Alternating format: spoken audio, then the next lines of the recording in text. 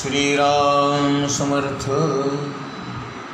गोपाल कृष्ण भगवान की जय. संत पुरुष किंवा सत्पुरुष जे असतात त्यांना अहंकार नसतो आणि म्हणून ती जाणीव माझ्याद्वारे काम करते आहे अशी त्यांना कल्पना असल्यामुळे आपल्या हातून जे काही ग्रंथलेखन किंवा ज्या काही मार्गदर्शनपर गोष्टी घडून येतात या सर्व गोष्टी या भगवंताच्या शक्तीद्वारेच घडून येतात असं त्यांना वाटतं. तुकाराम महाराजांनी इतके अभंग लिहिले ज्याला आपण तुकाराम गाथा असं म्हणतो. ही जी अभंग गाथा आहे ती भगवान श्री विठ्ठलच माझ्या मुखाने बोलतो आहे असा त्यांचा अनुभव आहे. मी हे अभंग लिहिले असं तुकाराम महाराज कधीही म्हणत नाहीत. उलट विठ्ठलच माझ्याकडून हे सगळं करून घेतो, विठ्ठलच माझ्या मुखातून वदवून घेतो आणि विठ्ठलच माझ्याकडून हे सगळं लिहून घेतो. अशा प्रकारे ते अहंकार शून्य अवस्थेमध्ये असतात. एकनाथ महाराज सुद्धा आपल्या प्रत्येक अभंगाच्या शेवटी एका जनार्दनी शरण असं लिहितात आणि म्हणतात की या सगळ्या गोष्टी माझे गुरु जनार्दन स्वामी हेच माझ्याकडून करून घेतात. तेच जणू काही माझ्या हाताने लिहितात आणि तेच जणू काही माझ्या मुखाने बोलतात. आणि म्हणून या सगळ्या संतांकडे आणि त्यांच्या रचनांकडे पाहून आपण काय शिकायचं तर आपल्या जीवनामध्ये जे काही घडतं ते मी केलं असं कधीच म्हणायचं नाही.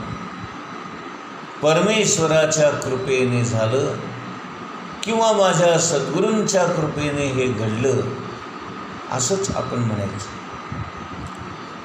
निदान आपण आपल्या जिभेला किंवा आपल्या मुखाला ही सवय तरी लावूया की जे काही घडेल ते राम इच्छा राम करता, रामाच्या इच्छेने झालं आणि रामाच्याच कर्तेपणामुळं झालं असं आपण म्हणूया तरी. निदान जरी आपण करत असलो, जरी आपणच करतोय हे आपल्याला कळत जरी असलं तरी म्हणताना का आपण म्हणू नये की रामाने केलं आणि जे काही घडलं ते रामाच्या इच्छेने घडलं.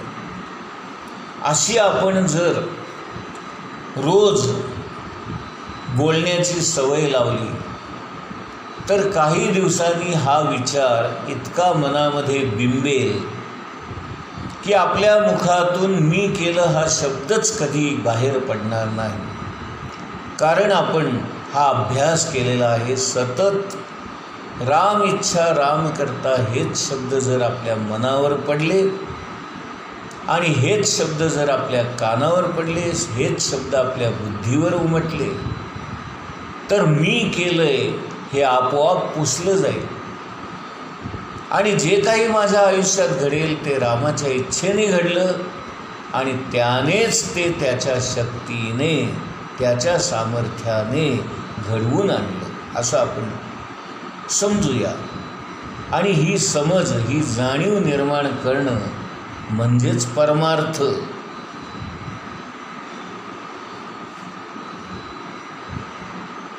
आपले गुरु किंवा आपले महाराज, आपले स्वामी हेच आपल्या दृष्टीने परमात्मा असतात आणि म्हणून आपल्या गुरूंचं आपण ऐकावं, त्यांची आज्ञा पालन करावं, त्यांची सेवा करावी आणि त्यांना शरण जावं.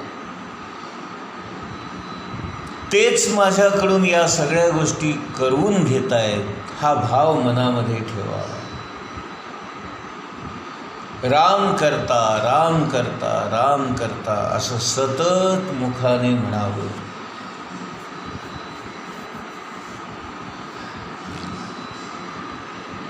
एक फार सुंदर गुरु नानक यांचं पद आहे. ते म्हणतात, हुक्म खुदा में दुनिया सारी, हुक्म से बाहर कोई न जाए. या भगवंताच्या सत्तेमध्येच सगळ्या गोष्टी घडतात आणि हे जग जे चालतं ते त्या भगवंताच्या हुकुमाप्रमाणे चालतं आणि त्याच्या हुकुमाच्या बाहेर या जगात काहीच घडू शकत नाही. त्याच्या सत्तेने, त्याच्या सामर्थ्याने आणि त्याच्या इच्छेने या सगळ्या गोष्टी घडतात. हाच आपल्या जीवनाकडे बघण्याचा दृष्टिकोन आपण ठेवायचा आहे. ज्ञानेश्वर महाराज तर अनेक ठिकाणी म्हणतात, मी कळसूत्री बाहुली आहे आणि मला नाचवणारा तो माझा गुरु म्हणजे माझा मोठा भाऊ निवृत्तीनाथ हे आहेत. आणि मी कोण आहे तर मी या गुरूंचा दास आहे. ज्ञानदेव म्हणे मी निवृत्ती दासू. आपुलिया काजा नाचवी, नाही का, माझे गुरु आपल्या इच्छेनुसार मला नाचवतात आणि माझ्याकडून हे सारं काम करवून घेतात. पण इथे गंमत अशी आहे की गुरूंना सगळं माहीत असून सुद्धा पुढे काय होणार आहे याची कल्पना मात्र ते कुणालाच देत नाहीत. आणि म्हणूनच केवळ भगवान श्रीकृष्णाने देखील अर्जुनाला तू निश्चितपणे युद्ध जिंकशील असं न म्हणता, जिंकलास तर राजा होशील आणि मेलास तर स्वर्गाला जाशील असं दोन्ही शक्यता सांगताय. हीच तर गंमत आहे. पुढची ओवी आपण बघूया. ओवी क्रमांक 220. ना तरी रणी येथ झुंजता वेचिले जीवित, तरी स्वर्ग सुख अनकळित पावशी. भगवान म्हणतायत, या रणांगणामध्ये युद्ध करता करता जर तू मेलास तर तुला स्वर्ग प्राप्त होईल आणि मेल्यानंतर स्वर्गाला जाणं हा आपल्या आयुष्याचा एक महत्त्वाचा भाग समजला जातो. मेल्यानंतर आपल्या जीवाला शांतता लाभावी याची सगळेच जण इच्छा करतात. मृत्यूनंतर आपल्याला आपल्या बरोबरीची अगोदर गेलेली माणसं भेटतात असंही म्हटलं जातं. देहाने कदाचित ते एकमेकांना ओळखत नसतील, परंतु मनाने मात्र ही सगळी मंडळी आपल्याला भेटतात. कारण मरताना प्रत्येकाचा देह हा अंत्यसंस्कार करून जाळून टाकलेला असतो. त्यामुळे प्रत्यक्षामध्ये तो देह जरी आपल्याला दिसला नाही तरी त्या देहांमध्ये असणारे हे सूक्ष्म आत्मे एकमेकांना भेटतात असं ज्ञानेश्वर महाराज म्हणतायत. आपण जेव्हा आपल्या या स्थूल देहाचं दहन करतो तेव्हा आपला सूक्ष्म देह या स्थूल देहातून बाहेर पडतो आणि आजपर्यंत मेलेले असे लाखो हजारो कोटी जीव या सूक्ष्म देहाच्या रूपाने या संपूर्ण वातावरणामध्ये फिरत असतात, भटकत असतात. आणि आपण मेलो की आपल्या संबंधात असणारे इतर सगळे सूक्ष्म आत्मे आपल्यापाशी येतात, आपल्याला भेटतात. मेल्यानंतर आपल्याला शांती मिळावी, समाधान मिळावं असं प्रत्येकालाच वाटत असतं. आणि म्हणून ज्ञानेश्वर महाराज म्हणतात, आपण जगताना असं जगावं की मेल्यानंतर आपल्याला कुठल्याही प्रकारचा त्रास भोगायला लागू नये. किंवा आपलं जगणं असं असावं की आपला वृद्धापकाळसुद्धा आपला आनंदात जावा आणि मेल्यानंतर आपल्या वाट्याला दुःख येऊ नये याची खबरदारी आपण जिवंतपणी याच देही याच जन्मी वागत असताना घ्यावी. म्हणजे मग आपल्याला मृत्यूनंतर चांगली अवस्था प्राप्त होईल, चांगली गती प्राप्त होईल, शांती, समाधान, सुख मिळेल. पुढची ओवी क्रमांक 221. म्हणोनी ये गोठी विचारू न करी किरीटी, आता धनुष्य घेऊनी उठी झुंजी वेगे. हे अर्जुना, तू आता नुसताच विचार करत बसू नकोस. ताबडतोब उभा राहा आणि हातामध्ये धनुष्यबाण घे आणि झुंज करण्यासाठी, युद्ध करण्यासाठी आता तू तयार हो. पुढची ओवी 222. देखे स्वधर्मू हा आचरिता, दोषू नाशे असता, तुझ भ्रांती हे कवण चित्ता येथ पातकाची. भगवान श्रीकृष्ण अर्जुनाला म्हणतायत, अर्जुना, अरे तू जर क्षत्रिय धर्माचं म्हणजेच स्वधर्माचं पालन करत असशील तर तुला दोष नाही आणि मग पाप लागेल अशी भीती का बरे वाटावी. इथे सगळी अडचण हीच आहे की मेल्यानंतर माझं कसं होईल याचीच काळजी प्रत्येक जीवाला लागलेली असते.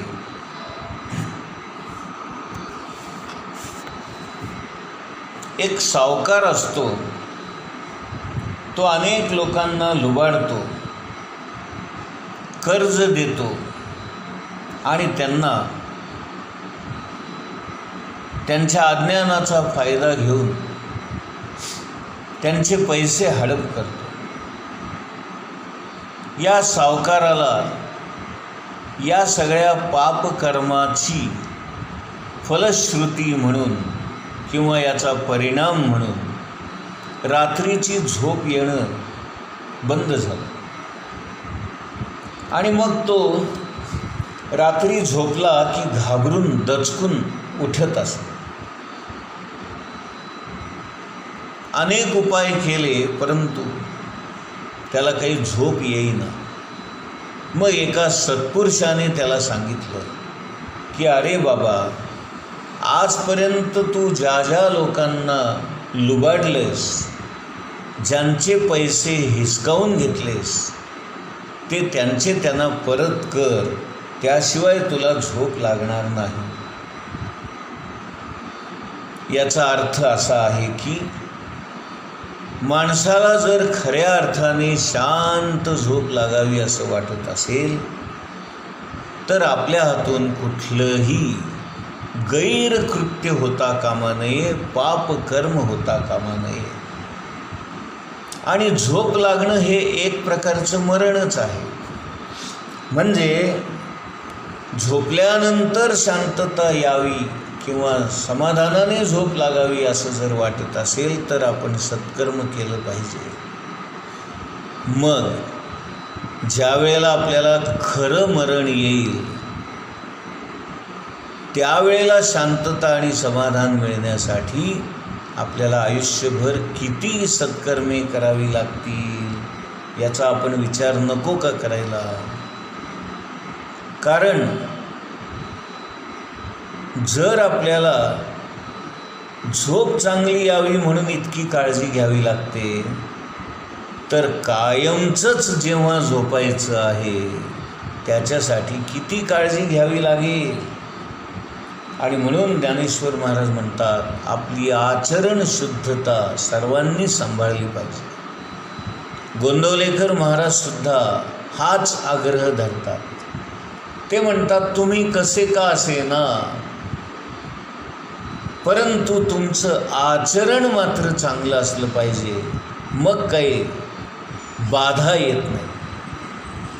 एखादा माणूस भले काही का न करेना, पण त्याच्याकडून कुणाला त्रास होत नाही, कुणाला दुःख होत नाही, कुणी दुखावलं जात नाही, असं जर त्याचं आचरण असेल तर तो माणूस निश्चितच चांगला असतो, असं गोंदवलेकर महाराज सुद्धा म्हणतात. एक वेळ तुम्ही काही करू नका, पण आपल्यामुळे लोकांना त्रास न होईल एवढी जरी दक्षता घेतली तरी ते खूप काही केल्यासारखंच आहे.